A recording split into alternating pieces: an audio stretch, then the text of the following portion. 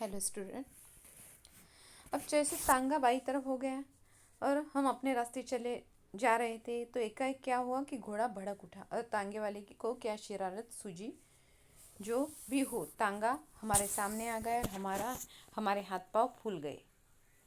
ज़रा सा हैंडल घुमा देते तो हम दूसरी तरफ जा निकलते, मगर बुरा समय आता है तो बुद्धि पहले भ्रष्ट हो जाती है। यानी जैसे बुरा समय आता है तो बुद्धि भ्रष्ट हो जाती है। उस समय हमें ख्याल ही न आया कि हैंडल घुमाया भी जा सकता है। फिर क्या था, हम और हमारी साइकिल दोनों ही तांगे के नीचे आ गए और हम बेहोश हो गए। तांगे के नीचे आ गए और लेखक बेहोश हो गए। जब हम होश में आए तो हम अपने घर में थे और हमारी देह पर कितनी ही पट्टियाँ बंधी थी। यानी जब लेखक को होश आया तो वो साइकिल जैसे साइकिल और वो साइकिल और लेखक घोड़े के नीचे थे, तांगे के नीचे थे। और जब होश में आए तो वो घर में थे और पट्टियाँ उनके देह पर लगी हुई, शरीर पर पट्टियाँ लगी थी। हमें होश में देखकर श्रीमती जी ने कहा, क्यों, अब क्या हाल है? मैं न कहती थी साइकिल चलाना न सीखो। उस समय तो किसी की सुनते ही न थे। पत्नी ने कहा कि इन्हें मैंने पहले ही बोला था कि साइकिल चलाना न सीखो। यानी उस समय में आपने सुना ही नहीं, ऐसी उनकी पत्नी बोलने लगी। हमने सोचा लाओ सारा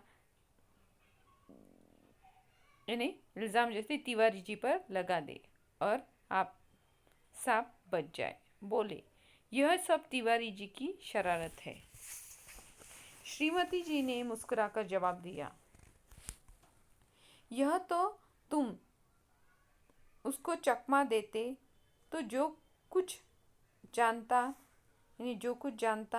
न हो, यानी जिसे चकमा दे सकते हो उसे चकमा दे, पर जो कुछ न जानता हो। उस तांगे पर मैं ही तो बच्चों को लेकर घूमने निकली थी कि चलो सैर भी कराए और तुम्हें साइकिल चलाते भी देख आए। यानी पत्नी ने बोला कि जैसे तुम अब कुछ भी बता रहे हो, चकमा देने की बात कर रहे हो, पर जो तांगे पर कौन था कि मैं और बच्चे थे, हम घूमने निकले थे, सैर करने निकले थे और तुम्हें साइकिल चलाते हुए देखना भी चाहते थे। हमने निरुत्तर होकर आंखें बंद कर ली। अब उसके बाद क्या हुआ, जैसे उन्होंने अब बोलने के लिए कुछ भी नहीं बचा था, कोई जवाब नहीं सूझा उन्हें, तो उन्होंने आंखें बंद कर ली। उस दिन के बाद फिर हमने जैसे साइकिल को हाथ न लगाया। साइकिल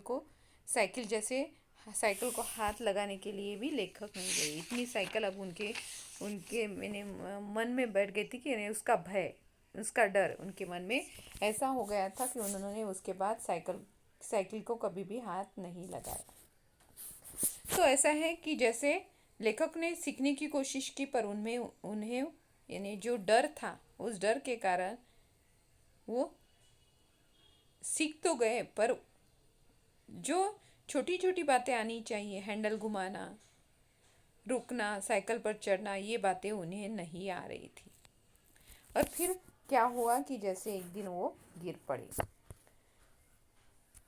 अब पाठ के मुख्य बिंदु है लेखक का साइकिल सीखने की इच्छा होना, सीखने के लिए एक उस्ताद को रखना, साइकिल चलाते समय घोड़ा गाड़ी से टक्कर होकर घायल होना। अब जीवन मूल्य है साहस, सहायक प्रयास, अनुभव से सीख। अब शब्दार्थ यहाँ पे बताए हैं, फुलाना, समाना, बहुत खुश होना, ताबड़तोड़, जल्दी जल्दी, गुर, रहस्य, पेशगी, जैसे एडवांस, हाथ पाँव फुला जाना, बहुत डर जाना, जम जम्बक यानी दवा, जम्बक को यहाँ पे दवा बोला है, प्राण सूख जाना, डर जाना। उसके बाद अल्टीमेट, जैसे उनको चेतावनी दी गई थी, अल्टीमेट किया गया था। निरुत्तर, कोई जवाब न सूझना। अब इसके बाद है अभ्यास। निम्नलिखित प्रश्नों के उत्तर। लेखक साइकिल चलाना चोरी छिपे क्यों सीखना चाहता था? तो ये प्रश्नों के उत्तर नेक्स्ट वीडियो में आपको मैं बताऊंगी। नेक्स्ट वीडियो में आपको ये प्रश्नों के उत्तर बताऊंगी और विस्तार से भी प्रश्नों के उत्तर। उसके बाद जो ग्रामर पार्ट है उसके बारे में, जैसे तद्भव, तद्भव, तत्सम शब्द भी यहाँ पे आए हैं, उसकी जानकारी भी दूंगी। विदेशज शब्द आए हैं, देशज शब्द आए हुए हैं, और वर्तनी की बात में भी जैसे एक वाक्य के दो अर्थ निकलते हैं, उसके बारे में भी कुछ जानकारी दूंगी।